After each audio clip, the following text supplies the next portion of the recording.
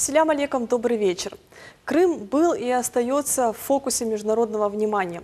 Окажет ли влияние изменения диспозиции на глобальной шахматной доске на нашу республику? И каково влияние, и точнее отношение крымских татар на политические провокации, которые все чаще и чаще звучат на международной арене? Крым там в внешнем контуре — тема нашего эфира сегодня. Ее обсудим с нашими экспертами. Так, в гостях у нас сегодня Сергей Юрченко, доктор политических наук, профессор, проректор по международной деятельности и информационной политике Крымского федерального университета имени Вернадского. И Ивас Умеров, председатель общественной организации «Региональная национально-культурная автономия крымских татар Республики Крым. Николай Кузьмин, политолог. Наш уважаемый Умер Абдулгазис, доктор технических наук, профессор, заведующий кафедрой автомобильного транспорта и инженерных дисциплин Крымского инженерно-педагогического университета. Идея Меметова, доцент, кандидат филологических наук, заведующая кафедрой крымско-татарской филологии факультета крымско-татарской и восточной филологии Таврической академии Крымского федерального университета. И Рустем Неметулаев, заместитель председателя Республиканской общественной организации Крым-Барлига.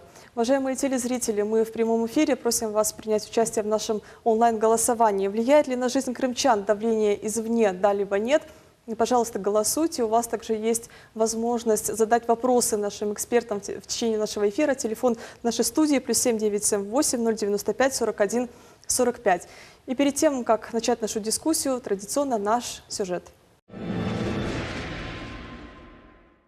Спустя 3 года после референдума вопрос о статусе Крыма, конечно, уже не так жжет сердца зарубежным политикам и журналистам. Но, тем не менее, окончательно с повестки дня международного сообщества он еще не скоро будет снят. По любому поводу Украина пытается спровоцировать обострение окончательно решенного крымского вопроса. Чаще всего вспоминают про Крым, когда нужно надавить на жалость и привлечь внимание давно уставшего от Украины международного сообщества. Официальный Киев вместе с крымско-татарскими политическими эмигрантами пытаются работать на внешнем направлении, всячески спекулируя новостями из Крыма. На востоке Украина просто физически уничтожает людей. Что касается российского Крыма, то был избран метод активного давления на глобальные институты и шантаж международного сообщества. Подобная тактика вызывает необходимость соответствующей реакции крымских татар, живущих на родине. Так, в частности, общественные деятели Республики Крым намерены представить Генеральной Ассамблее ООН проект резолюции по соблюдению прав человека в Крыму с 1991 по 2014 годы и на Украине с 2014 по настоящее время. Презентация проекта резолюции прошла в ходе пресс-конференции «Соблюдение прав человека на Украине. Взгляд из Крыма». В преддверии визита Мустафы Джемилева в Турцию глава Госкомитета Республики Крым по делам межнациональных отношений и депортированных граждан Заур Смирнов сообщил: крымские татары призвали диаспору в Турции бойкотировать встречу с Мустафой Джемилевым, одним из организаторов продовольственной и энергетической блокады полуострова. По его словам, Джемилев прибыл с неофициальным визитом в Турцию, чтобы через диаспору крымских татар оказать давление на позицию Анкары в российско-турецких отношениях. Крымские татары крайне возмущены тем, что Джемилев осуществляет очередной вояж в Турцию и настоятельно обращаются к диаспоре не принимать Джемилева как человека, который организовал блокаду, тем самым поставив под угрозу жизни всех народов Крыма, подчеркнул Заур Смирнов. Таким образом, бессмысленные и бесперспективные спекуляции на национальной теме и провокации на границе всегда будут вызывать адекватную реакцию крымских татар. Сергей Васильевич, международная обстановка, она меняется очень быстро, меняется у нас на глазах. Какие положительные и какие негативные тенденции вы видите в контексте происходящего? Если говорить о годе минувшем и новом 2017 году, я бы отметил в качестве некой интегрирующей тенденции возрастание конфликтного потенциала. Он возрастает в Причерноморском регионе, он возрастает в Средиземноморье. И в целом мир характеризуется тем, что те дремлющие конфликты, которые скрывались в период определенного благоденствия, я имею в виду экономическую ситуацию 90-х, начала 2000-х годов, этот период проходит. И, соответственно, в условиях кризисных явлений конфликтность обостряется. И эта конфликтность наводит на очень тревожное раздумье. Я думаю, мы о них сегодня поговорим. Николай Николаевич, вы разделяете эту точку зрения?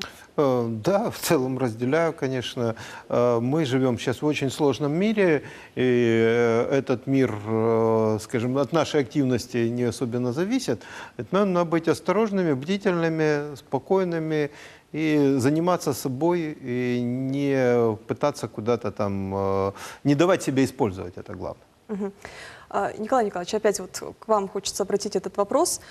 Вся эта предвыборная кампания американская, те события, которые были до инаугурации, после инаугурации, это вообще какой-то триллер. Для кого-то Трамп – это воплощение вообще всего самого ужасного, что есть на Земле. Если послушать наших федеральных спикеров, то все-таки они дают надежду на то, что с президентом Трампа все-таки у нас как-то наладятся наши взаимоотношения межгосударственные. Были уже первые заявления официальные Дональда Трампа, был телефонный разговор между нашими президентами. И все бы хорошо, если бы не заявление уже нового постпреда в ООН от Соединенных Штатов Америки Никки Хейли, которая в первом своем заявлении в Организации Объединенных Наций опять-таки говорила уже общеизвестными штампами. Крыма она коснулась в частности. Понятно, что от их позиции статус Крыма уже никак не изменится, но тем не менее нам нужно как-то понимать сущность этих заявлений. Они говорят то, что должны говорить, или это их искренняя позиция, как вы считаете? Ну, у политика не бывает искренней позиции, особенно в международных делах. Он говорит всегда то, что должен говорить, особенно в международных делах. И здесь надо смотреть, что новая администрация и старая администрация в Соединенных Штатах – это просто два разных стиля поведения. Это два разных способа реализации одной и той же цели. Цель одна – гегемония, продолжение гегемонии США в мире. Просто разными путями они пытаются этого добиться и в чем-то по-разному оценивают обстановку. Если вот сравнивать предыдущие, да, как бы даже не личность президента, а эту команду, которая, или потенциальную как бы конкурентки Трампа, если бы она прошла, то их позиция в целом по отношению к миру была такая: мы уже не можем быть лучше других, поэтому мы будем делать других хуже себя. Позиция, и отсюда вот, они вот рассеивали вот этот хаос по миру для того, чтобы как бы оставаться островком стабильности и быть, как бы, показывать себя, что вот мы молодцы. Позиция Трампа более простая, она говорит: мы можем быть лучше других. Но для этого надо приложить определенные усилия. С точки зрения вот текущих задач, ну, наверное, действительно администрация Трампа лучше, по крайней мере, она вот не будет сеять. С точки зрения стратегии большого принципа разницы нет. Может быть, даже наоборот, что с таким подходом, который Трамп, он попытается, ему удастся реализовать, усилить, поднять потенциал, усилить их позиции в мире Соединенных Штатов. Но может не удастся. Разное. Но еще раз я повторюсь, это два разных стиля в международной политике, а суть его одна и та же. Сергей Васильевич, как вы считаете, Дональду Трампу удалось собрать действительно эффективную, адекватную команду администрации? Ведь от этого очень много зависит. Одно дело – это его личная позиция как президента, и одно дело – как будет позиционировать себя его команда, его администрация, тем более на внешнем контуре. Ему это удалось? Мне представляется, что в качестве предварительного замечания следует сказать вот что. Вот трампомания, которая шествует по миру, отражается в различных формах, наверное, в том числе и в нашем телеэфире, она порождает некоторые сомнительные моменты, связанные с тем, что возлагаются надежды на некую внешнюю силу, которая улучшит ситуацию, решит какие-то мировые вопросы. Ну, определенная логика в этом есть. Все-таки Соединенные Штаты Америки, пусть слабеющая, но сверхдержава, единственная сверхдержава настоящего периода. И в этом смысле я думаю, что правильно было бы говорить о том, как мы строим отношения у нас внутри. У нас внутри в Крыму, у нас внутри в России. Как сделать так, чтобы наша политика была эффективной, как сделать так, чтобы команды, которые ее осуществляют, были действенны. А что касается Трампа, я солидарен с Николаем Николаевичем Кузьминым по поводу того, что, понимаете, ведь Трамп – это системный элемент американской политики. И в этом смысле в американской истории мы периодически видим серьезные кризисы. Ну, как, например, в 1861-1865 годах, вот он, Авраам Линкольн, человек, который отвечает на этот вызов. Или как период Великой депрессии, и на этот вызов отвечал Франклин Делано Рузвельт. Сейчас наступил период новых вызовов. Америка должна изменить свои позиции в мире, должна отступить, и это объективная ситуация. А культуры стратегического отступления в американской традиции, в американской истории нет. И в этом смысле необходим новый лидер, который оценит вот эти новые угрозы, и появляется Трамп. Что за Трампом? За Трампом нефть и ВПК. Военно-промышленный комплекс. И, соответственно, в этом смысле он олицетворяет вот этот консервативный элемент в американской политике. Создал ли он себе команду? Но это мы увидим по делам. Те биографии, которые представлены, говорят о том, что это бизнесмены. И в этом смысле можно, наверное, говорить уже о каком-то стиле, который будет проявляться, исходя из этого опыта. Ведь бизнесмен – человек, который стремится к консенсусу, который склонен к двусторонним, а не многосторонним решениям. Это определенная культура. И в этом смысле я считаю, что, безусловно, вокруг вновь избранного американского президента формируются достойные представители американского правящего класса. В том числе и Ники Хейли? Вы понимаете, в каждой администрации есть разные люди. Значит, у нее такая роль, ее предназначили, она ее успешно играет. И Вазби, у вас дополнение? Да, у меня одна реплика была в связи с выступлением моего коллеги. Америка слабеющая сверхдержава, но не единственная на сегодняшний день на мировой арене.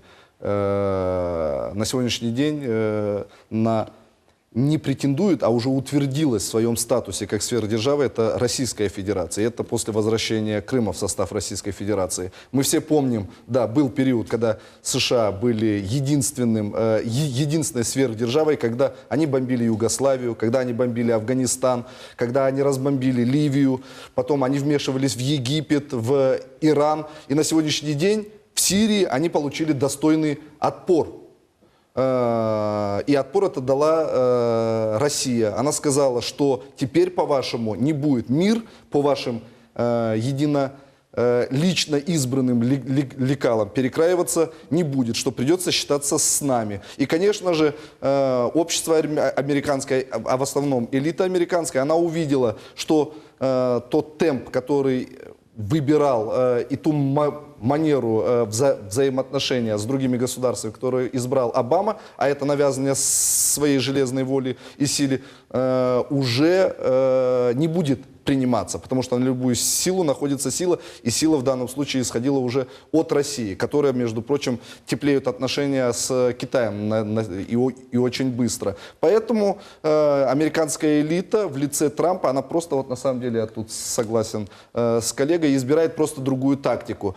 Несмотря на это, я думаю, у нас все-таки мудрый глава государства. Будут они с нами считаться или не будут, будет нам удобен Трамп или не будет. Мы просто в рамках своего государства, в рамках проведения нашей международной политики должны проводить ту линию, которую избирает наш глава государства, Госдума. Ну, а кто не с нами, тот против нас, скажу такую фразу. Ну и если все-таки международное сообщество не хочет повторения Первой мировой войны, Второй мировой войны, если европейские наши партнеры не готовы опять положить на алтарь войны миллионы жизней, значит, им придется считаться с нашим мнением, с мнением нашего главы государства и садиться договариваться. Спасибо большое. Продолжая тему Организации Объединенных Наций, буквально на днях две наши крупнейшие крымско-татарские организации Кырым-Бірлігі и Крым направили в ООН обращение с призывом признать присоединение Крыма к России, и этот факт соответствует нормам международного права. Известно, что эти обращения приложены к письму, которое постпред Российской Федерации при Организации Объединенных Наций Виталий Чуркин направил председателю 71-й сессии Генассамблеи Петру Томпсону. В нашей студии представитель организации Крым-Барлега Рустем Бей. Что в этом документе, какое содержание этого документа, и как вы считаете, какое значение подобные инициативы имеют для нас? Ну, во-первых, этот документ имеет значение в первую очередь для внутриполитической стабильности и состояния в Крыму и в целом в Российской Федерации. Да? То есть мы с вами понимаем, было правильно сказано в сюжете, что некоторые иммигранты, которые уехали на сегодняшний день и пытаются представить весь крымско-татарский народ, это не так, понимаете? То есть если мы внутри Крыма, сами крымские татары, будем молчать, не обращаться в международные институты, мы понимаем, что там на сегодняшний день политика двойных стандартов, да? То есть ни для кого это не удивление, к большому сожалению. Но наш голос крымских татар, и вы правильно заметили, каждая общественная организация, та или иная, чем больше мы будем обращаться, тем больше мы будем сохранять мир и стабильность, в первую очередь у себя внутри дома, на своей родине. Да? То есть мы с вами понимаем, что на сегодняшний день внимания никто не обращает, что жители Крыма в один день остались без света, больницы были обесточены и многое другое. Воду нам тоже отключили, да? То есть мы с вами понимаем, как можно вообще людей оставить без воды. То есть это акт фашистской Германии, понимаете? То есть они возвращаются к тем принципам. И сегодня мировая общественность, она молчит. Потом мы видим формирование, бандформирование, мы видим, туда приезжают турецкие волки, то есть серые волки. Тоже террористические организации, которые не стесняются, угрожают нам, жителям Крыма. В первую очередь Чубаров угрожает крымским татарам, те, которые на сегодняшний день представляют ту или иную российскую власть, да, представлены во власти. В моем понимании туда, значит, входят и учителя, и врачи, и те люди, которые мы даже с вами помним, как надсмехались над девушкой, которая первая начала вести передачи на телеканале «Миллет». Это что? Представители крымско-татарского народа. Это чушь. Понимаете, самое страшное, чтобы мы не посеяли в головах сомнений всех остальных народов, живущих в Крыму, что из-за крымских татар на сегодняшний день мы имеем все в целостном проблемы, санкции и всего прочего. Понимаете? Вот за эти умы мы боремся. Поэтому от нас и есть обращение. Мы понимаем, что референдум, он прошел легитимно. Да? Нельзя закрыть, образно говоря, больше 2 миллионам человек рты. Да, почему все молчат? Никто не молчит. Все пошли и изъявили желание быть в составе Российской Федерации. Обращение ООН, оно опять же показывает что? Что на сегодняшний день Крым – это неотъемлемая часть Российской Федерации. Что референдум легитимен. Что на сегодняшний день крымские татары, как сказала глава республики, интегрировались в состав Российской Федерации. Да, проблемы везде есть, что у них в государствах нет проблем. Сегодня посмотри, что в Украине происходит. Братоубийственная война. Сутками. В Крыму было в 3 раза хуже. Об этом и наш председатель организации нашей говорит. И мы об этом везде говорим и пишем. И я считаю, что вот такие площадки, такие передачи, мы чаще должны собираться, да, и высказывать мнение, в первую очередь, для граждан Российской Федерации. Они должны понимать, что крымские татары не готовы на сегодняшний день и никогда в жизни не готовы воевать, не говоря уже браться там за оружие, идти там с этими призывами против русского населения, любого другого населения. Мы хотим жить в мире и спокойствии у себя на родине. И вас, Бей, пожалуйста. Да, у меня тоже вот комментарий небольшой по выступлению Рустембея. Полностью с ним согласен. Единственная такая ремарочка, что очень много соприкасаюсь как с общественными организациями, так и с простыми людьми по роду своей деятельности. И на сегодняшний день, как внутри Крыма, так и внутри Российской Федерации, ни у кого, ни у представителей ни одного народа, проживающих в Республике Крым, нету представление, что вот эти вот санкции ввиду позиции крымских татар. На сегодняшний день все понимают, что камнем преткновения на международной геополитической карте стала Россия.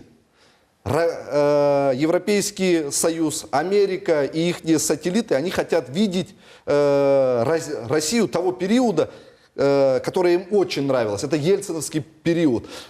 медведь, водка, балалайка. И пьяный президент, который пилит ядерный потенциал, разоружает страну, не занимается как внутриполитическими, так и внешнеполитическими вопросами. Они бы с удовольствием видели бы вместо Черноморского флота в Севастополе натовский флот. Вот такая Россия их устраивала. А Россия изменилась. Новый президент, новые веяния и возвращение Крыма в состав Российской Федерации стало таким вот холодным душем для вот этого цивилизованного европейского мира, который не ожидал такой наглости от России. Они думали, что России нужно еще время для того, чтобы окрепнуть. А крымчане немножко раньше всколыхнули эту войну и своим волеизъявлением в 2014 году, 3 года назад, просто ускорили определенные процессы. Выход подготовленной России на новую геополитическую карту мира. Да, Сергей Васильевич, насколько важно для нас, для крымчан, выступать с подобными внешнеполитическими инициативами? В частности, Черноморская ассоциация международного сотрудничества, она ориентирована на эту деятельность. Насколько для нас это важно, принципиально важно? Мне хотелось бы напомнить и уважаемым коллегам, и телезрителям о том, что мы собрались сегодня обсуждать интересные проблемы в знаковое время. 72 года назад в Ливадийском дворце проходила Крымская Ялтинская конференция 1945 года, и среди многих важных ее решений было решение, по сути дела, открывшее дорогу созданию Организации Объединенных Наций, которая много чего доброго сделала, по крайней мере, являясь трибуной для обсуждения важных проблем. Но вот, исходя из того вопроса, который вы задали, я бы хотел отметить, что мне очень импонирует тот дух, который у нас присутствует в студии, дух единения в понимании основных проблем. Вот насколько важна солидарность и единство народов Крыма, народов России. Давайте вспомним, что было в ООН по оценки по резолюции, связанной с Крымом, тогда весной 2014 года. А соотношение голосов было такое. Там, наверное, 10 государств поддержали Российскую Федерацию, 99 государств поддержали Соединенные Штаты Америки, которые там выступили с санкциями. И в этом отношении, наверное, около 50, чуть более 50 воздержалось при голосовании. Мы по факту видим пример достаточно значительного единства того блока государств, который противостоит России. Что можно противоставить этому единству? А нашу внутреннюю солидарность. Наше внутреннее единство, то, о чем говорили коллеги сегодня. А что касается позиции, через которую должна транслироваться в мир вот эта идея нашего внутреннего единства и единых оценок международных реалий, я думаю, что здесь существует масса возможностей, одна из которых была вами упомянута, это Ассоциация Черноморского сотрудничества, в которую входит и Крымский федеральный университет. И в этом отношении, безусловно, мы должны транслировать в мир эти смыслы. Мы едины, мы выразили свою волю. Эта воля закрепила нас в России. И в этом смысле мы готовы противостоять любому вызову, любому противнику, и победа за нами. Спасибо большое. Официальный Киев вместе с политическими иммигрантами крымско-татарского происхождения, они избрали тактику давления на международное сообщество, на международные структуры. В частности, вот не так давно Генеральная Ассамблея ООН приняла украинскую резолюцию с известным содержанием. И именно в ответ на это общественные деятели Республики Крым выступили с инициативой представить в Генассамблею проект резолюции по соблюдению прав человека в Крыму с 1991 по 2014 год и с 2014 года по нынешнее время, это уже права человека на территории Украины. Прежде чем обсудить этот вопрос, давайте вспомним, как это было. Идея создания резолюции возникла после того, как в декабре прошлого года Генассамблея ООН приняла резолюцию, где призвала к международному мониторингу ситуации в Крыму. Документ содержит список преступлений, массовые столкновения и беспорядки, в которых пострадали люди в период с 1991 по 2014 год. Права человека стали использовать как орудие. Орудие прихода к власти, орудие прикрытия себя, когда правами человека или идеей за защиту прав человека стали развязываться войны и геноцид.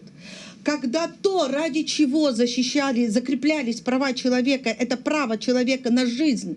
И главная задача государства – обеспечить защиту жизни против и не допускать войну, почему государство карает убийцу, и мы с этим соглашаемся. И убийца идет в тюрьму, а в некоторых странах и подвергается смертной казни.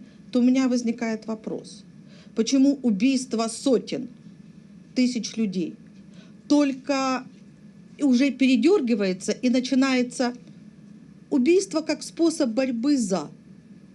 Я этого не понимаю. Во второй части документа описываются события с 2014 по настоящее время. Здесь идет описание массовых убийств, а также гражданская война в Луганской и Донецкой народных республиках, которая продолжается уже третий год. По данным ООН, на сентябрь 2016 года жертвами конфликта на Украине стали 31 805 человек. Он из себя представляет такой длинный список негативных эксцессов, преступлений, столкновений граждан с правоохранительными органами, которые происходили в этот период. В Конвенции ООН о наказании геноцида и предотвращении его, одним из признаков его является создание невыносимых условий для жизни. Когда, что было вот эти попытки, например, лишить Крым воды, организовать его энергоблокаду. Когда их все вместе собираются, получается вот некая такая комплексная картина, которая свидетельствует о том, что то государство, которое обвиняет Россию и крымские власти в том числе в нарушениях прав человека, не имеет на это никаких моральных прав. В свою очередь, председатель региональной общественной организации Харымбыр Легаси Тумер Неметулаев отметил, что готов при необходимости лично продемонстрировать реальное положение дел в Крыму. Той Украины, которая была, ее просто сегодня нет. Там сегодня анархия, правый сектор, Азов, эти бандформирования, эти команды, которые уничтожают в первую очередь свое население Донбасса и Луганской области. Если ты обстреливаешь своих граждан, как можно относиться к той власти, которая сегодня сидит в Киеве? Население Крыма – это население славяне, татары, люди, которые всю жизнь мы вместе жили. Перекрыли воду, делают блокаду. Для чего? Вот в это время все жители Крыма, абсолютно невзирая ни на любую национальность, мы все сплотились, выжили. Кто, если не верит, как мы тут живем, пожалуйста, соберите депутатов Верховного Совета, пусть приедут, я сам их провезу, покажу. Сегодня все строится, все работает. Люди довольны жизнью. Стоит отметить, что в подготовке резолюции принимали участие члены национально-культурных объединений республики. Документ в ближайшее время будет направлен в МИД Российской Федерации для дальнейшей передачи в ООН. Ну что, Николай Николаевич, какие факты нарушений прав человека в украинский период вы видите? Да, там достаточно. Во-первых, главное даже не факты, главная тенденция, когда существовала тогда. То есть Киевом проводилась, собственно, политика сталкивания национальных групп. И слабая власть работает по принципу, разделяя власть, у них других способов нет, как-то дать что-то позитивное, направить в позитивное русло. Они просто проводили эту политику, сталкивая национальных групп Крыма между собой. И на этом всегда играли. Отсюда порождалось уже многие факты, которые сейчас не хочется и повторять, и вспоминать, и это уже перевернутая для нас страница истории. В принципе, повторять не надо, можно просто всем членам ООН зайти в YouTube, набрать Рифат Чубаров 1990-2014 год и просто послушать его, о каких нарушениях прав, я как крымский татарин говорю, прав крымских татар, говорил он в украинский период. На каждом митинге, на каждом траурном мероприятии, посвященному депортации крымского татарского народа, на любой площадке, и постоянно они об этом говорили. Но что-то последние 3 года, как они сбежали на Украину, они забыли. Они хвалят ту власть, которая 23 года гнобила крымских татар в Крыму.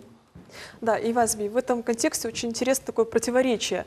Вот сегодня стоит задержать кого-то на 10 суток, они на весь мир кричат о каких-то репрессиях. А когда просто зверски убили Юрия Бекировича Усманова, Искендера Меметова, Норика Ширина, они даже не говорили о каких-то репрессиях. Вопиющие преступления с довольно-таки известными людьми, и основным ихним, скажем так, грехом было то, что их мнение было полярным по отношению к мнению руководителям Меджлиса. А сколько ребят, сотни, тысячи, я сейчас готов вот на вскидку только по Судакскому району фамилий 20 назвать, это люди, которые пострадали из-за политики Меджлиса на самозахватах, на митингах, когда они просили перекрывать дороги, блокировать органы местного самоуправления, а потом приходила МВД, СБУ, арестовывала ребят, и ребята получали реальные срока. Почему эти правозащитники, которые сейчас на АТР, на украинских телеканалах,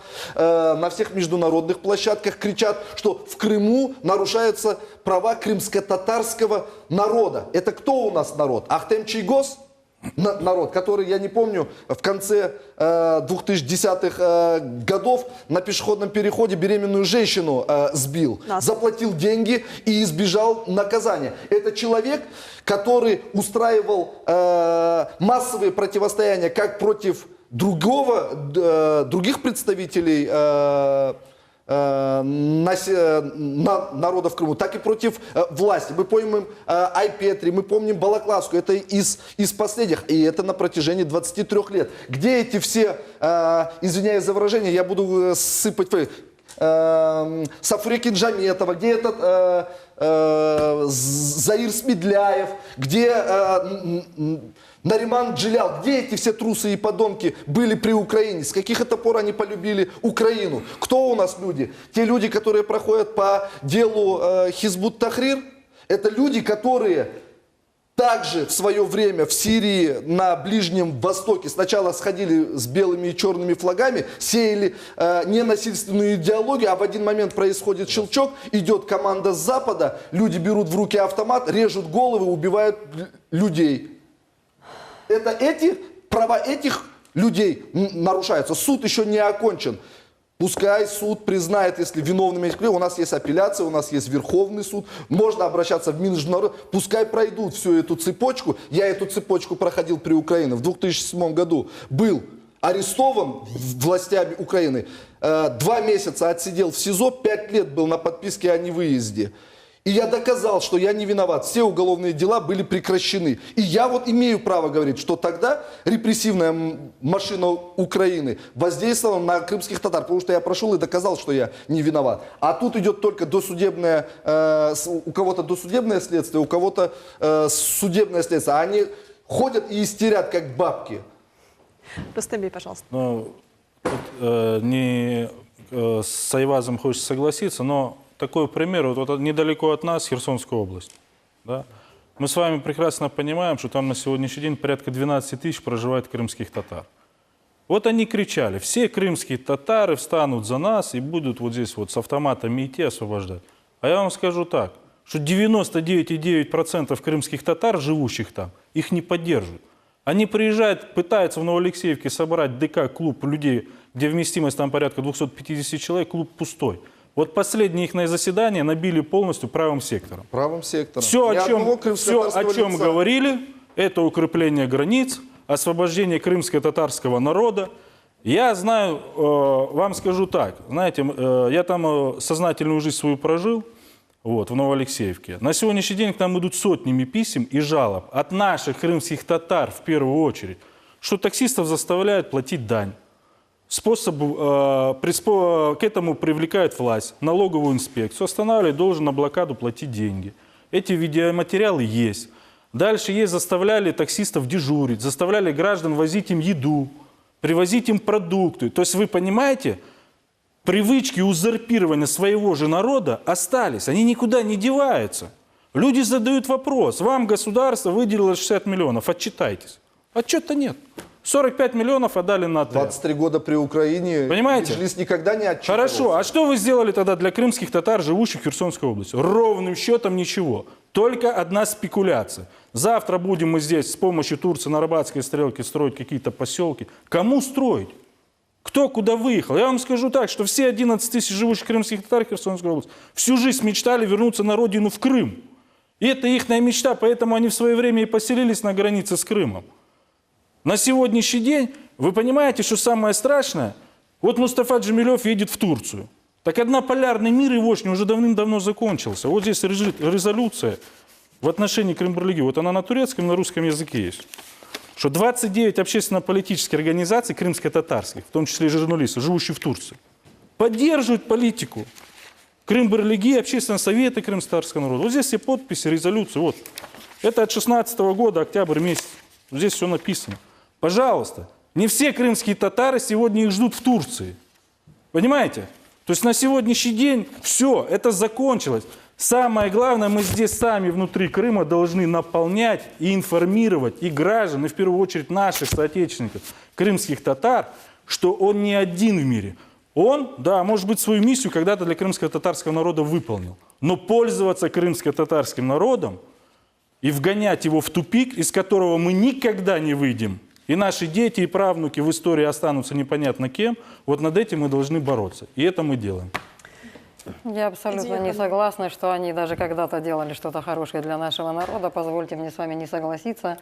Меня интересует другое. И хотелось бы обратиться к нашему народу с тем, особенно той части, которая еще сегодня держится за Украину. Когда Украина успела стать для них родиной? Когда Роман Бессмертный защищал диссертацию «Как ассимилировать крымских татар»?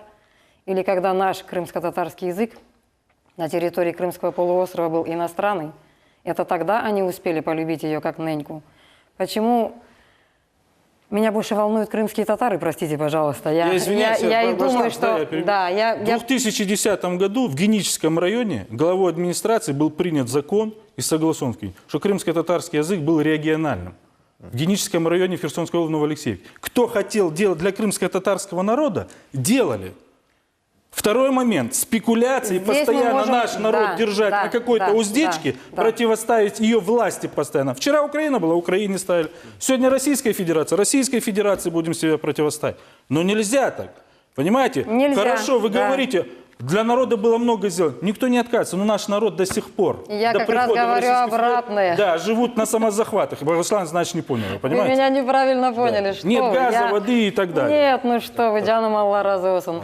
Я говорю то, как есть. Политика Меджлиса, она всегда была разрушительная. Всегда. Абсолютно справедливо было отмечено, как не нравится хозяин кафе. Его избивали, кафе отбирали. Да. Не нравится Сарабузская высшая национальная школа. Возбудили 3 уголовных дела против ректора этой школы. И все, жизнь закончена, как говорится. Ну, слава богу, так не вышло, Имеешь как они хотели. ориентацию. Будешь исключен из Хорултая, как Немитулаев в 2010 году. Совершенно верно. За то, что он сказал, что Украина без России не имеет права на существование. Да. Человек, что делался? Всё. У Джемилева в руках была большая такая деревянная печать, Да. и на автобиографии этого человека, на Курултае или на митинге он ставил печать «Садхан, предатель». Да. Все. Да. И вся эта машина репрессивная по местам начинала работать сарафанное радио. А если, не дай бог, уже когда было АТР, покажут человека по АТР, что он предатель, все, с человеком переставали здороваться, родственники переставали приглашать на свадьбы, на день рождения. Человек просто выпадал из общества. системы ценностей крымских татар.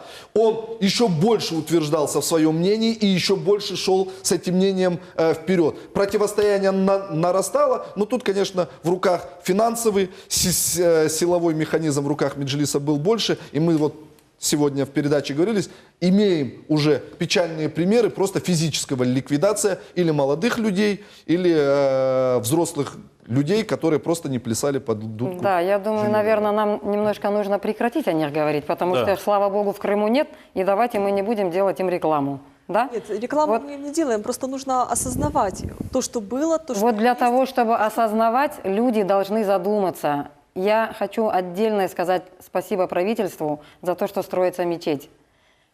Каждая крымско-татарская семья, каждая, вложила 1 кирпич. Была такая акция, если вы помните. Да, конечно. А я знаю целый ряд крымских татар, которые, не доверяя своим детям, что они не додадут, не донесут эту сумму их пенсий, несли и сами лично отдавали свои пенсии на строительство этой мечети. Я очень долго ждала этой мечети, и слава Всевышнему, что она строится и быстрыми темпами. Люди должны об этом задумываться, что вот, хорошие примеры, мечеть строится, школа у нас в сентябре уже вступит в полном объеме, замечательная, завидная. Она настолько современная, что я даже где-то чуточку завидую детям, которые будут учиться в этой школе. Ну, повезло им, ну что сделаешь? Нам не повезло, им повезло. И то хорошо. То есть здесь нам уже, наверное, нужно прекратить говорить о том, что вот они такие-сякие. Вы простите меня за то, что я вначале, но я уже под общим, как говорится, под эмоции на меня тоже они возымели действие, я уже как бы включилась. Нам нужно уже смотреть на жизнь здесь. Мы живем здесь, в Крыму.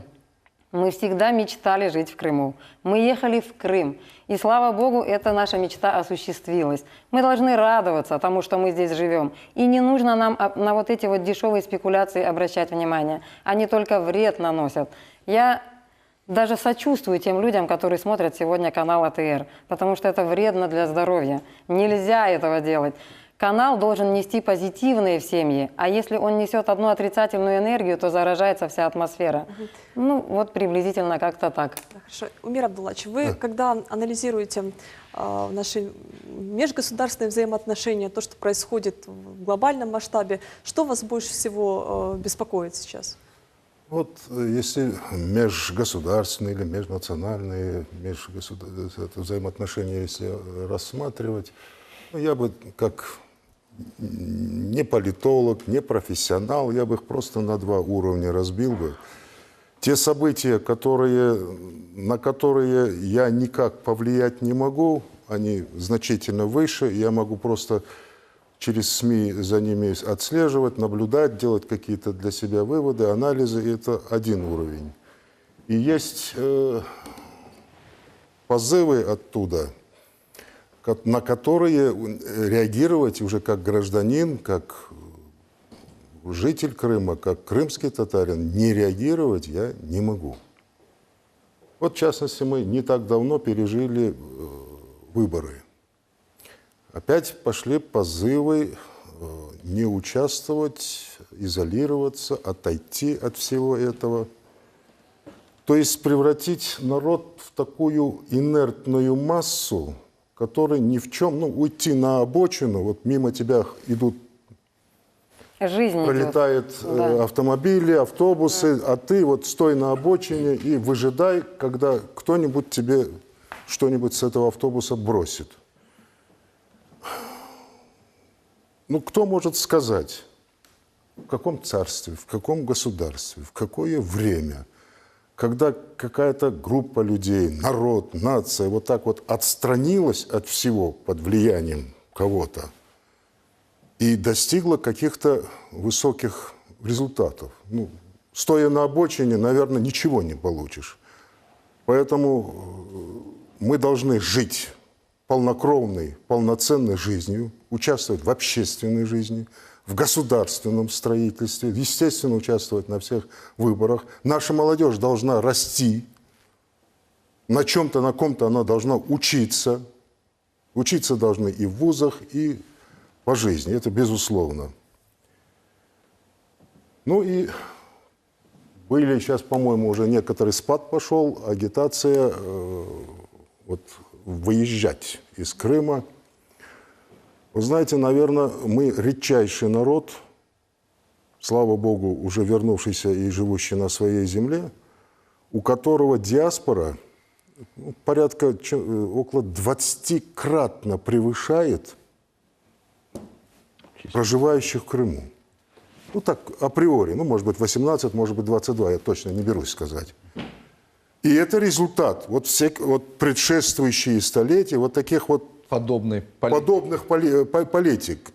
Где-то муллы на себя это взяли, тоже опосредованно были всего лишь прорабами этого процесса. Где-то политики взяли на себя, где-то просто главы родов каких-то поднялись и ушли.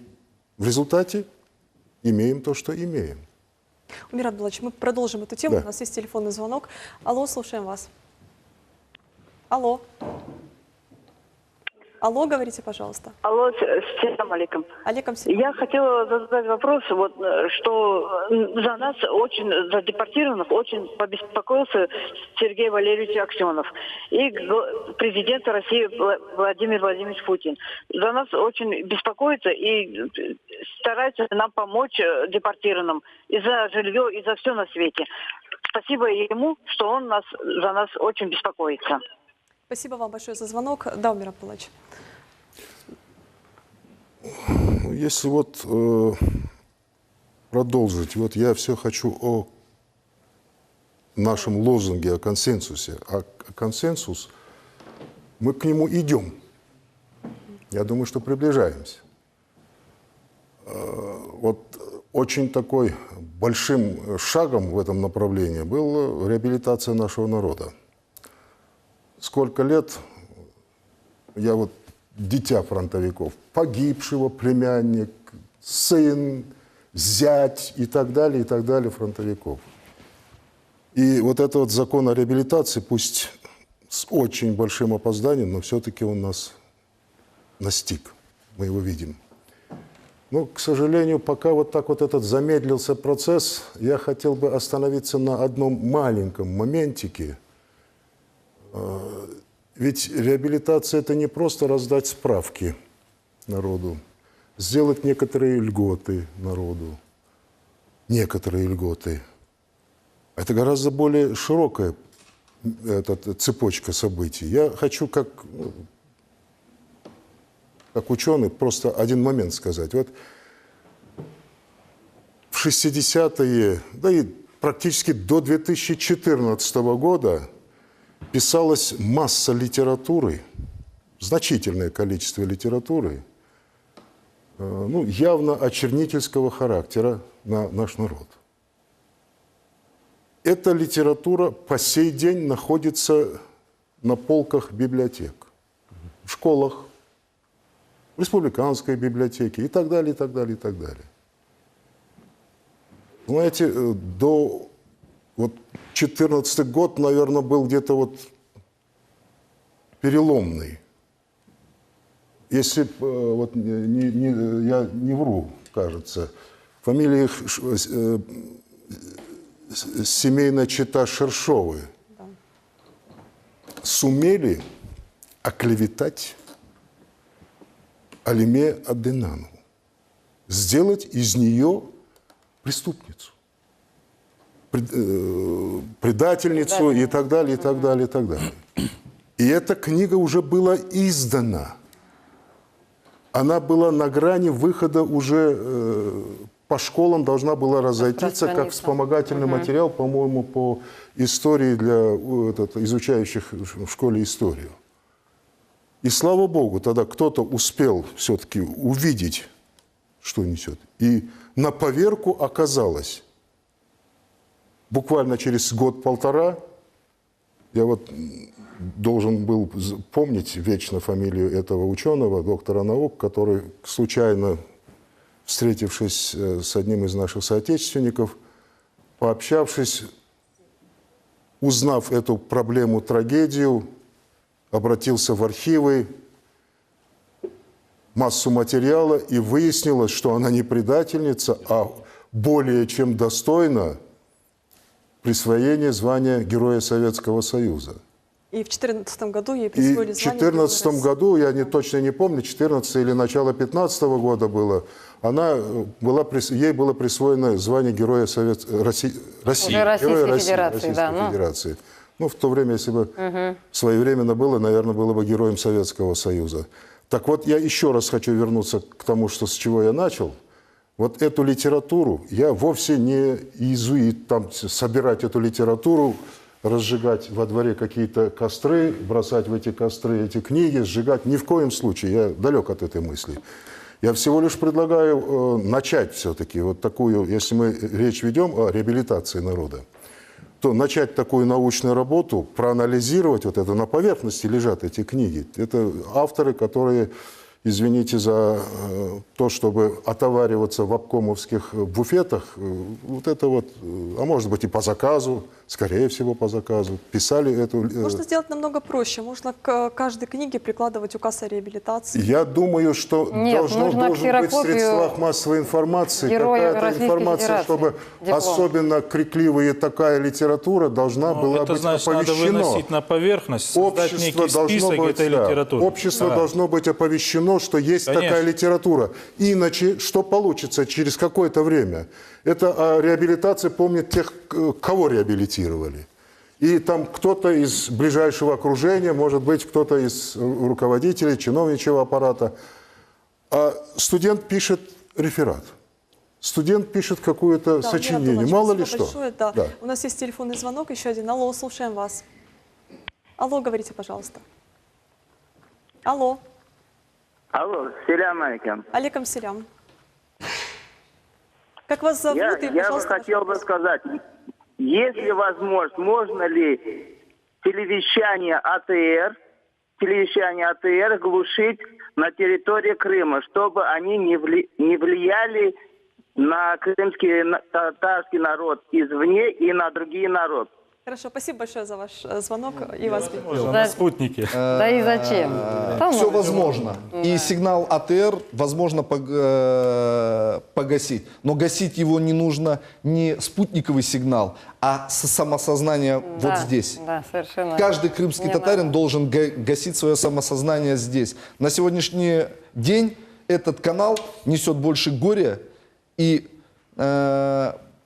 преступной составляющей крымско-татарскому народу. Вот здесь вот о справках о реабилитации говорилось. Хотел бы буквально небольшой момент вернуться. Ведь эти справки о реабилитации как раз-таки нужны были в разрезе геополитического противостояния вот между Россией и другими странами. Россия этим шагом показала, да, у нас в свое время были ошибки, мы их признаем, мы приносим извинения, мы реабилитируем. У крымских татар, как по мне, высказываю исключительно свое личное мнение, эти справки нужны были тому поколению, которое депортировалось из Крыма. Потому что вот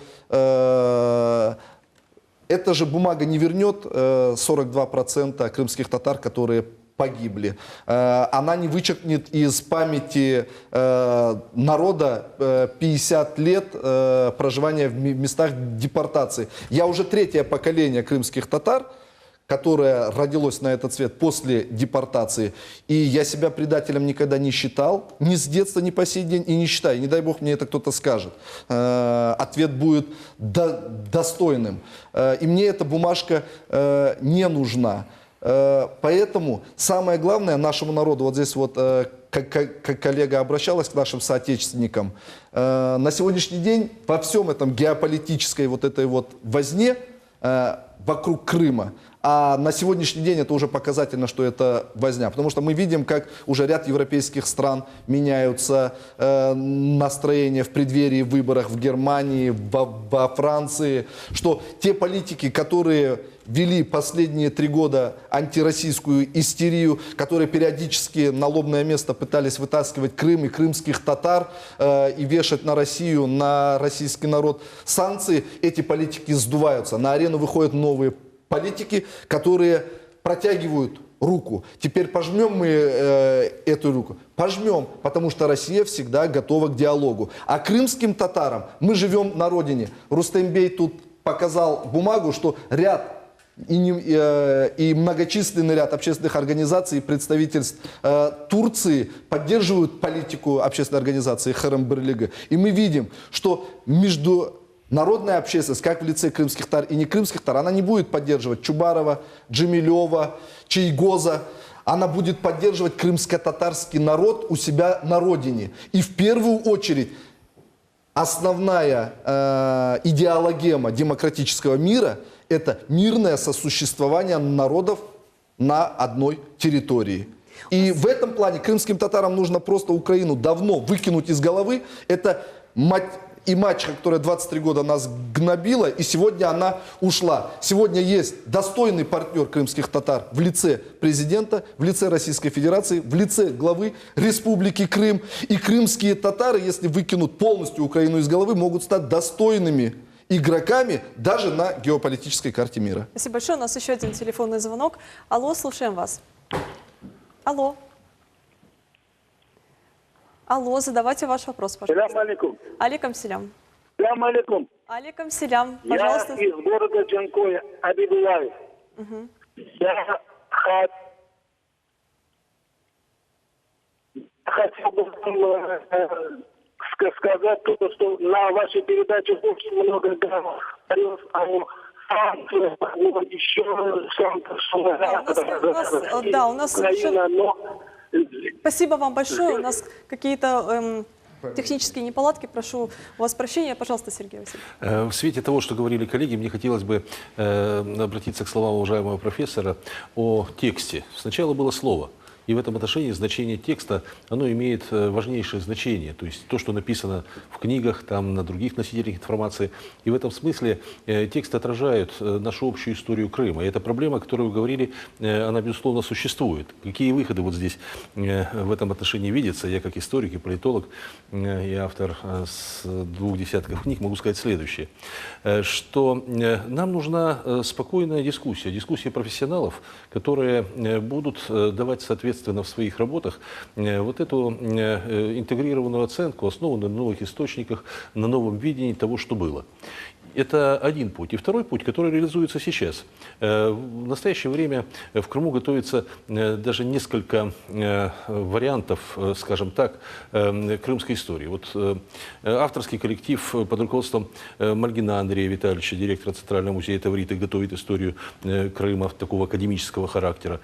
Скажем, в рамках серии «История России через историю регионов» ученые Крымского федерального университета готовят свое видение крымской истории. И в этом смысле решение подобных проблем, о которых вы говорили, профессор, лежит именно через формирование многонациональных коллективов, через спокойную дискуссию, которая будет давать нам более взвешенное понимание нашей истории, но в конечном счете и нашего будущего. Спасибо большое, Рустембей. Мустафа Джемилев, он всегда бравировал своими внешнеполитическими контактами. Был очень интересный эпизод, когда в 2004 году сюда в Крым прибыла делегация сенаторов во главе с известным республиканцем ястребом Джоном Маккейном. Они не встретились тогда ни с одним должностным лицом, только с Мустафой Джемилевым. Ну, совершенно очевидно, что после 2014 года он эту деятельность внешнеполитическую еще более активизировал. И вот недавно мы видели в сюжете, значит, был визит в Турцию непосредственно, была реакция на это председателя Госкомнадзора Заура Смирнова. Насколько для нас важно высказывать нашу позицию по отношению вот к таким политическим спекуляциям на внешней арене? Я еще раз повторюсь, для нас это очень важно. В первую очередь это важно для самих, для нас, для крымских татар. И здесь, и на Украине те, которые живут, и в Турции те, которые проживают, и для остальных всех граждан и народов, которые живут в Крыму и в Российской Федерации.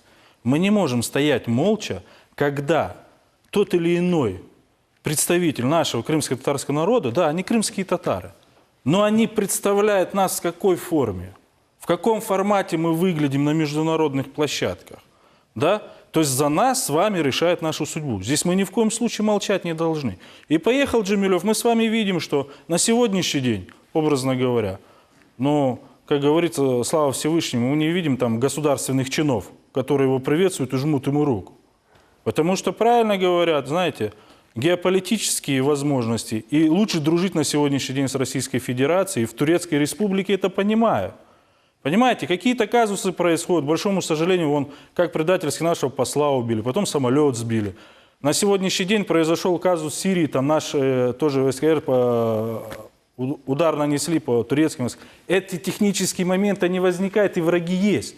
Понимаете, вот эта гюленовская школа, которая в Турции очень сильно просела во все институты власти, и которая хотела свергнуть действующего президента, но вот к чему мы, почему вот говорим и будем обращаться постоянно? Консолидация народа, они едины. Они встали и сказали нет, плохо, хорошо, нас все устраивает. У нас есть выбранный президент, и он наш будет президент до тех пор, пока мы его легитимным путем не переизберем. Это для всех должно быть примером. Вы поймите, если бы на Украине не произошло госпереворота, и не вот эта кучка, которой тысячи была согнана на Майдан тем же Маккейном и раздаванием пирожков за доллары, да, а весь бы украинский народ поднялся бы и сказал: нет, Россия нам не враг, русский народ нам не враг, и все остальные народы, живущие в Украине и в России, нам не враги. На сегодняшний день не было бы этой братоубийственной войны, которой сутками дети гибнут, старики гибнут, все умирают. Поймите, да? И мы, для этого и созданы общественники, мы должны не то что работать, мы 24 часа в сутки, в первую очередь крымские татары. Почему? Потому что, к большому сожалению, всю вот эту международную карту по Крыму разыгрывают через призму крымских татар пытается. Понимаете? И мы здесь как никогда 24 часа, еще раз повторюсь, должны над этими вопросами работать. И объяснить международному сообществу, приоткрыть глаза сначала, а потом разъяснить и доказать и убедить, что крымско-татарский народ здесь. И его мнение жить в составе Российской Федерации. Николай Николаевич, может быть, это и детали, но судя вот по тем отчетам, которые мы видим, нигде вот в ходе визита Мустафы Джемилева не было представлено украинского флага. Ну, единственное, там Мустафа Джемилев с маленьким флажком украинским ходил туда-сюда. Какая страна, такой и флаг. Это может быть очень косвенный, но тем не менее такой показатель отношения Турции к статусу нашей республики. Но я о другом. На протяжении вот этих нескольких лет все-таки очень неровно складывались взаимоотношения России и Турции. Но сейчас мы наблюдаем такую фазу стабилизации. Как вы считаете, турецкая сторона, она будет рисковать взаимоотношениями с Российской Федерацией в угоду каким-то политическим интересам, спекуляциям со стороны Украины?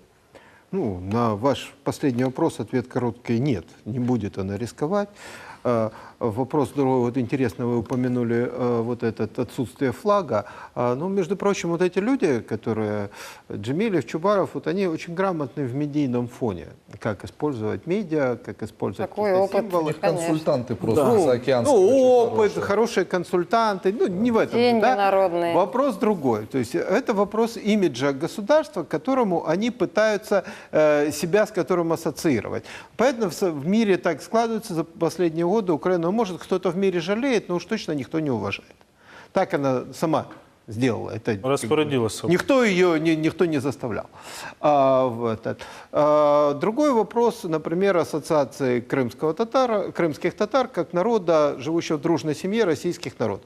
Россию в мире, наверное, кто-то не любит, кто-то побаивается и так далее. Но тем так или иначе уважают государство, которое умеет постоять за себя, умеет реализовать свои интересы, и при этом иногда довольно-таки так мягко. Все ждут, что вот сейчас страшное, там еще что-то покажет.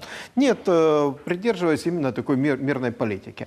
Это вот такая вот важная часть вот для крымского государства. Важен, да, тоже имидж его, как на него смотрят в мире. Ну, вот вопрос, с кем ассоциироваться. Но если так вкратце сказать о визите Джемилева, вот я думаю, у меня простая версия. Он просто поехал туда попробовать сбить денег немножко. Как всегда, да, у нас еще... Попросить. Ну, как-то, да, кому-то голову задурить, где-то еще вас. что-то, ну, как-то так. Алло, говорите, пожалуйста. Алло. Алло, да. Да. Я могу говорить? Конечно, говорите. Как вас зовут и ваш вопрос? Да. Добрый день, студия. Я звоню из Евпатории, но сама я не местный житель. Вот, я преподаватель вуза. Мне очень нравится ваш разговор. Спокойный, размеренный, с солидными, знающими людьми. Мне очень нравится ведущая. Я которую передачу смотрю. Вот. И я просто выражаю вам свою благодарность за такую интересную программу. Вопрос, извините, что долго. Вопрос у меня такой. Я очень хорошо отношусь ко всем национальностям. Но я человек из Советского Союза. И, соответственно, этого воспитания. Вот делается ли сейчас что-то в среде крымско-татарской для того, чтобы к русским относились так же хорошо, как мы относимся? Ну, по крайней мере, мои знакомые. Благодарю вас. Да, спасибо вам большое. Рустембий, пожалуйста. Ну, мне кажется, что все это очевидно, и вас беда. Да, ну, крымские татары, и не только к русским, а вообще к представителям других конфессий, национальностей всегда относились. Мы очень гостеприимный народ. Но восприятие в публичной плоскости крымских татар все-таки проходило в разрезе непосредственно проводимой политики Меджлисом. Все эти митинги, самозахваты, побоища, когда в открытую крымские татары противопоставлялись казакам, русским, грекам, армянам. Сейчас Меджлиса нет, 3 года этих противостояний уже нет. Мы... И вас, Богослав, добавлю. Я вам скажу так. Живя в Херсонской области, я в свое время, да, родился и вырос я там, в школу ходил я там. Противостояния никогда не было между крымскими татарами, украинцами, русскими, еще кем-то. Вы поймите, с появлением Меджлиса и их политики на протяжении 20 лет внушали всем крымским татарам, что все, что русское православное, это враг крымско-татарского народа. Понимаете, даже наши деды, бабушки, те, которые воевали в Великую Отечественную войну, они Джемилева просто раздражали. У нас никогда прилюдно, вот если взять общее собрание того Меджлиса, который пытался узурпировать крымско-татарский народ, никто вслух не говорил, что его там дедушка, там, или там прадедушка, либо дядя воевал в Великую Отечественную войну. Что говорить, если даже имя Амидхан Султана его раздражает? Понимаете, вот мы сами отвечаем на свой вопрос. И вам спасибо за вопрос. Крымские татары – это культурно-исторически воспитанный народ. Это тот народ, среди всех мусульман, мне даже, знаете, кажется, по истории, который был европейски интегрирован. Понимаете, наша женщина, крымская татарка, первая стала депутатом в 1916-18 году, не могу ошибиться. Да? То есть у нас всю жизнь были европейские взгляды, мы всю жизнь толерантно жили со всеми народами. И будем жить, и продолжаем, мы и хотим жить в многонациональном Крыму, друг друга уважая и чтить. Понимаете, вот это вот восприятие крымских татар, буквально недавно в молодежной среде с рядом молодых людей сидели, обсуждали и пришли к общему мнению, что 23 года все враги. Вот Россия ассоциируется с титульной нацией русскими. Они нам должны, они нас вот депортировали.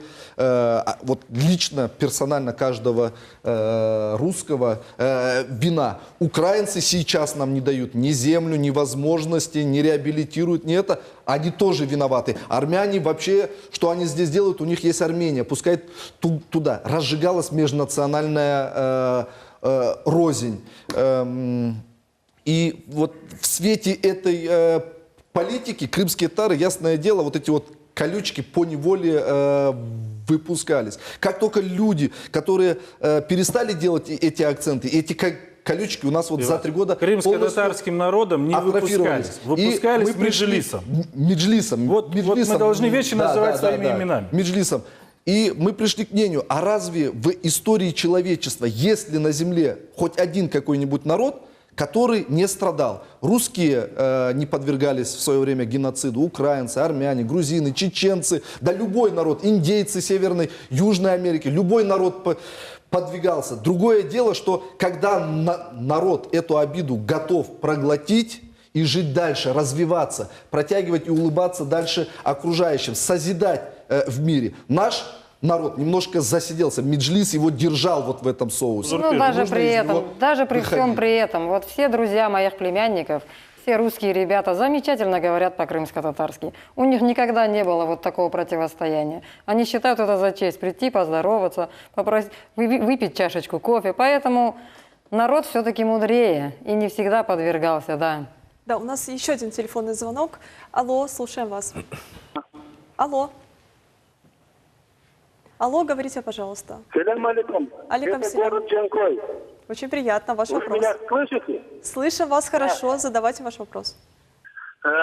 Без целостности и государственности никакой речи не может быть о снятии санкций. Мы можем очень много говорить на эту тему, но без восстановления правосубъектности никакого решения не может быть. Спасибо большое за ваш звонок.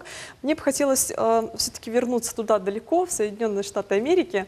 В период правления Обамы наши взаимоотношения между нашими государствами, они вышли далеко за рамки дипломатического приличия. И, наверное, было бы как-то очень наивно говорить, что с приходом Дональда Трампа вот наши взаимоотношения вдруг станут в цветочек и в рюшечку.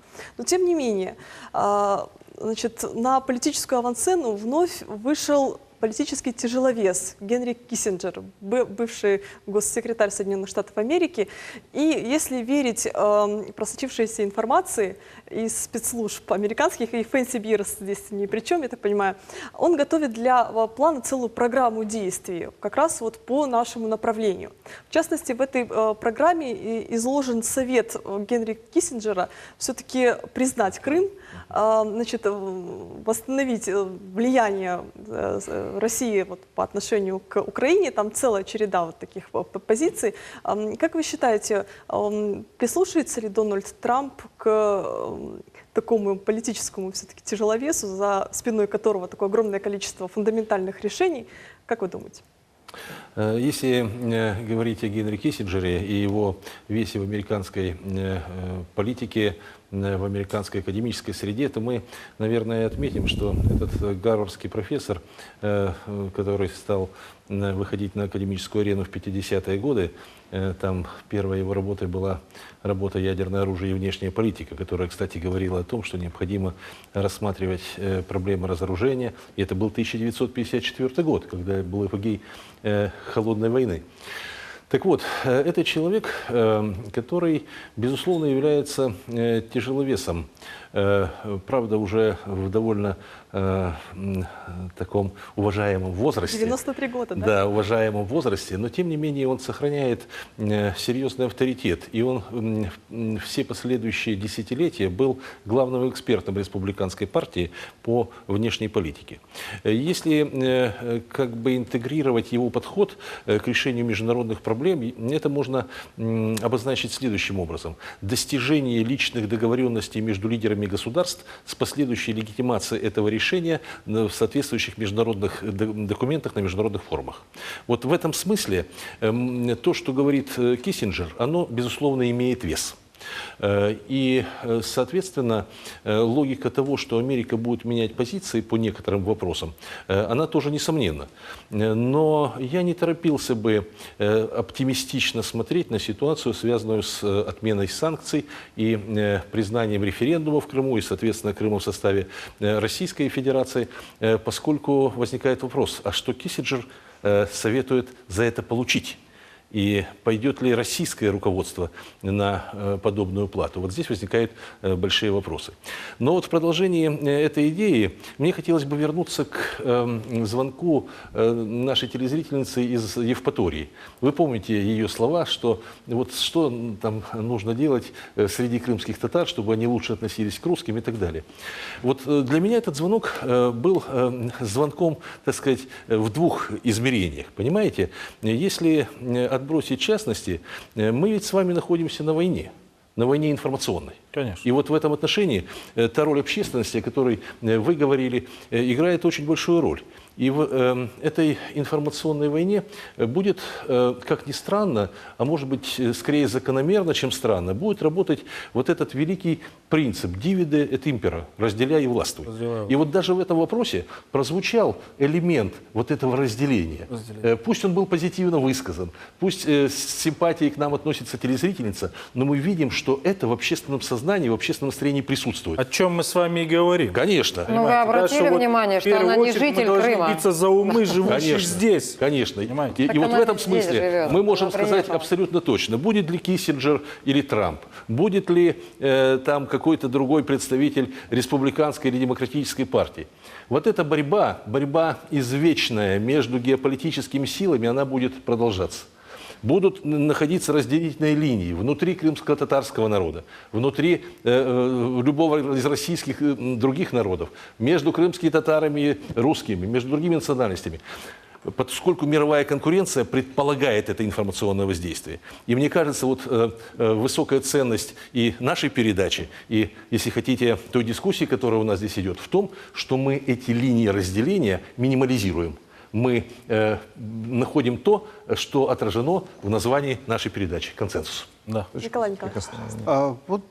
Что бы мне хотелось сказать, вот, кстати, тоже реагируя на вот этот звонок, в том числе человек так устроен, что в нем, в его душе легко посеять зерна ненависти, зерна обиды. Так устроен. Хрупкое мы существо. И поэтому с этим надо как бы бороться, противостоять этому. Здесь очень много зависит от творческой элиты, интеллигенции, духовных лидеров, управленческой элиты, от людей, которые должны вести нас всех вместе по пути, скажем так, консенсус — это результат переговоров, поэтому здесь немножко не то слово, скорее по пути духовного единства, по пути того, что главное как вместе создавать, а не как что-то делить. Да? Вот здесь на это мы хотелось обратить внимание, призвать к некой такой повышенному уровню ответственности вот этих групп населения перед своим народом и касающихся всех групп, национальных групп Крыма.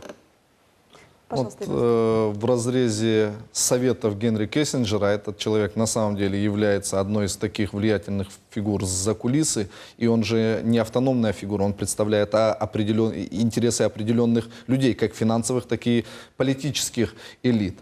И данный его совет — это, скорее всего, не изобретение какого-то велосипеда, а это просто закономерное следствие. Не получилось так, значит, зайдем по-другому. Интересно получается другое, что в свете высказывания Генри Киссинджера, в срезе высказывания Мари Ле Пен во Франции и других вот таких вот геополитических ходов, как внутри Европейского Союза, так и за океаном, мы начинаем видеть, как трансформируется высказывание господина Джемилева. Он уже в интервью начинает агитировать крымско-татарский народ, что нет необходимости выезжать за пределы Крыма. Данные 3 года призывы его, они провалились полным обвалом. Кроме пару сотен представителей партии Хизбут Тахрир, которые, скажем так, побоялись законного преследования выезжавших, больше никто не выезжал.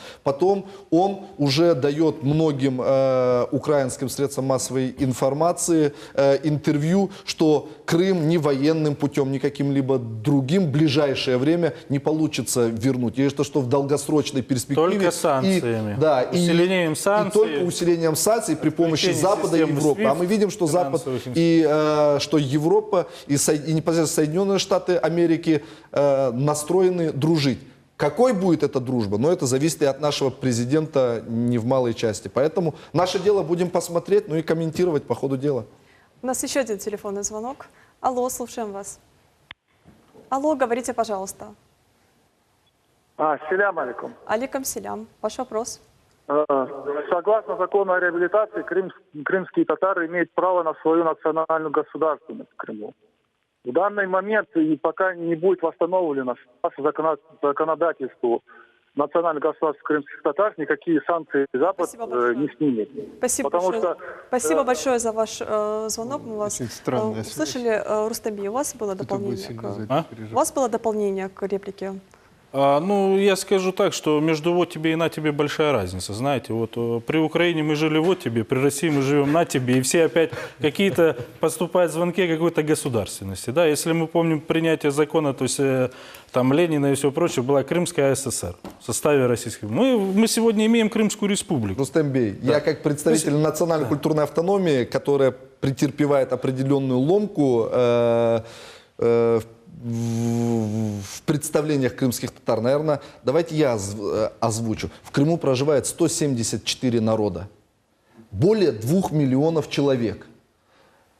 Из их числа чуть более 300 тысяч это крымские татары.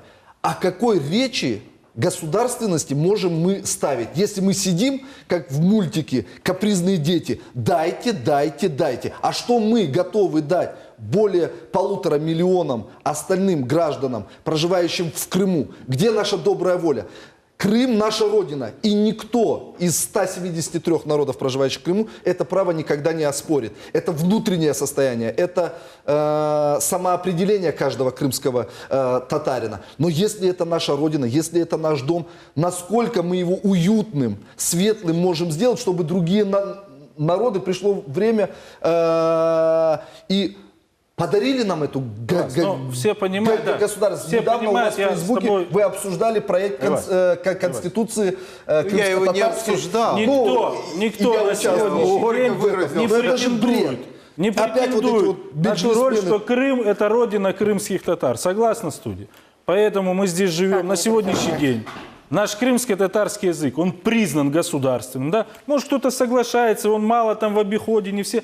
Поймите, да? Над этим надо работать. Законы надо наполнять. Общественность должна собираться обсуждать те или иные вопросы. Вы поймите, никто не знает на сегодняшний день, как сам крымско-татарский народ, свои чаяния и свои проблемы. То же самое за русского человека, скажем, то же самое за евреев, скажем, за армянского, за любого. У каждого народа есть свои какие-то претензии к тому или иному государству. Но давайте научимся жить без претензий, а научимся жить, друг друга понимать и слышать.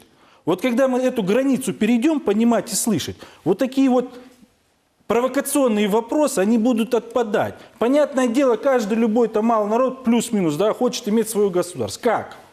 Давайте вот мы правильно объясните. назовем указ. Не указ о реабилитации, а указ о мерах по реабилитации. Это говорит о чем? Говорит о том, что его нужно наполнять соответствующими мерами. Поэтому еще все впереди.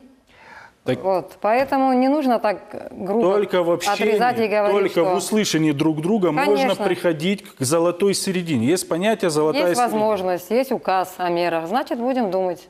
Просто как и каким образом. Они всегда, по-моему, подчеркивают мысль, что мы в гостях у кого-то, мы у себя дома, и от нас... Что если нам не дадут завтра государственности, послезавтра крымско-татарский народ исчезнет вместе с языком, традицией, бытом. Мы 50 лет в депортации в Горьковской области, на Урале, в Узбекистане, в Казахстане, в Таджикистане не ассимилировались и не исчезли. Мы вернулись на родину. С 200 тысяч депортированных крымских татар 42% погибло в депортации и последепортационный период. И на сегодняшний день в Крыму проживает 300 тысяч крымских татар. За 70 лет, за 3 поколения, получается, с менее чем 100 тысяч мы приумножились на более чем 500 тысяч, потому что 300 тысяч крымских татар проживает в Крыму и еще столько же проживает в местах депортации по сегодняшний день.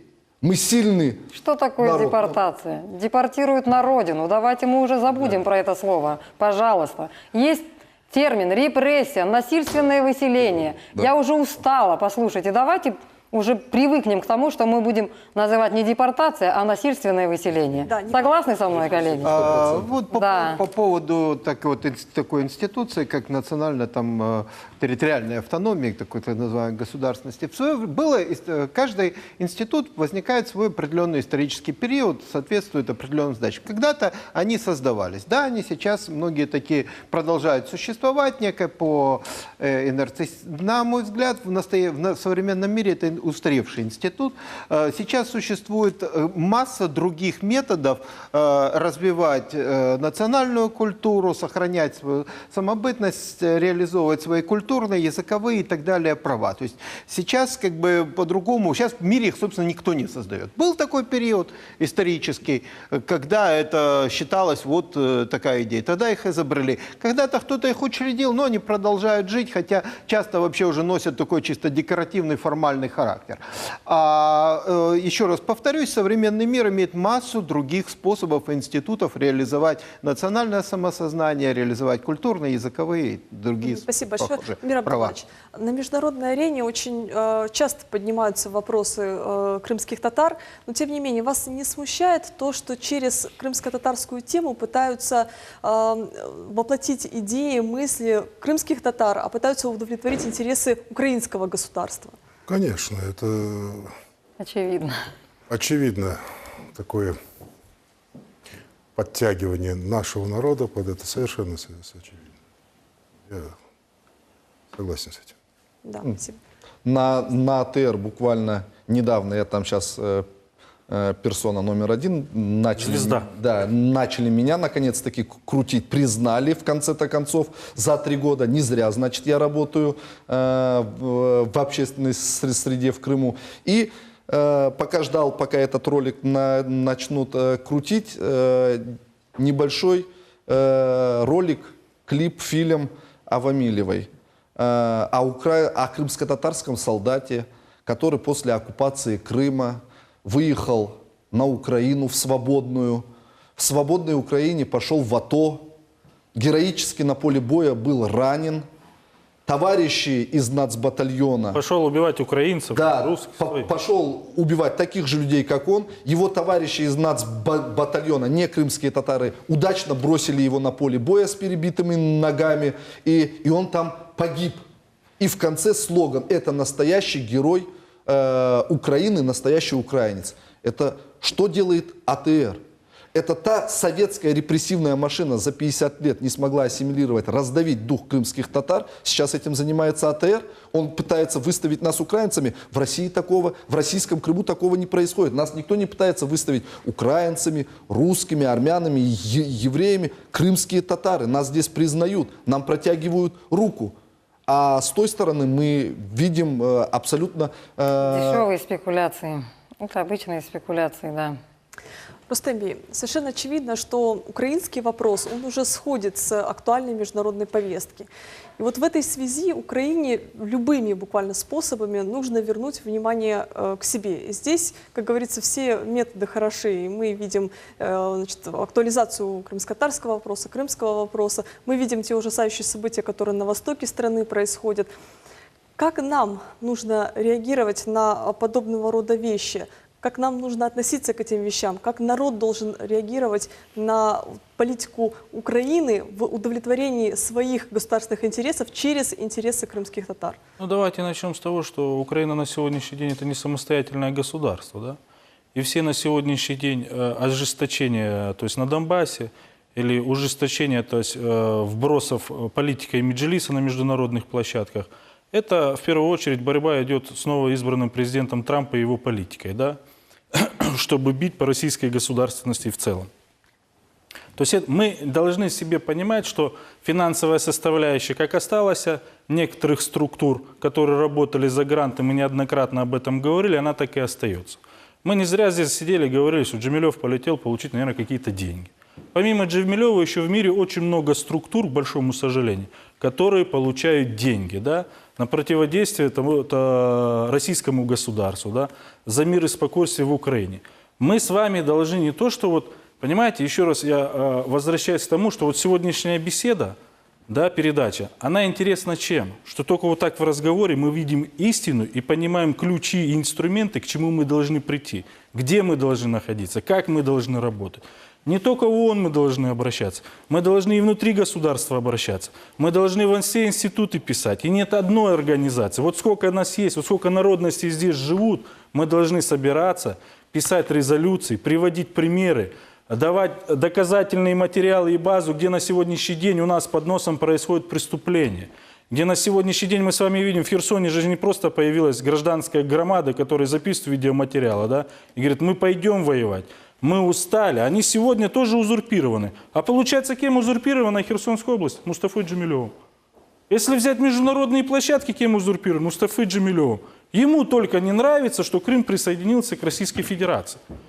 Европейские государства не так об этом говорят, как они об этом говорят. Вы понимаете? И мы, вот общественники, в первую очередь, крымско-татарский народ, должны доносить, что они не представляют на сегодняшний день крымско-татарский народ. Вот это наша с вами основная задача, живущих в Крыму.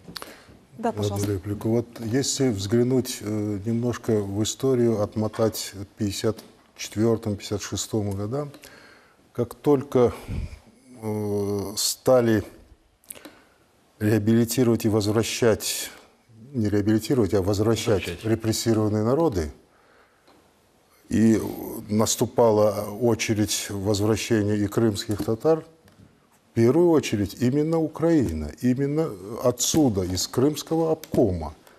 Первые упоры отсюда пошли. Этому же тут же поспособствовало ЦК Компартии Украины. Потом пошло мощнейшее лобби,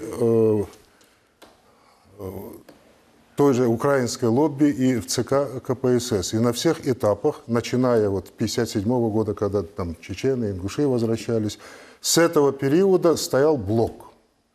И на всех этапах, даже когда уже на уровне ЦК решался вопрос, опять вмешивалось лобби, опять оно исходило отсюда, с мест, и постоянно вопрос приостанавливался. Вот то, что в народе прозвали ложным указом от 1967 года, когда вроде бы якобы свобода, оказалась вот это вот геническая, вернее, ну да, вот эта Наша зона. семья этот путь Откуда прошла. это образовалось? Вот это то, что огромное поселение на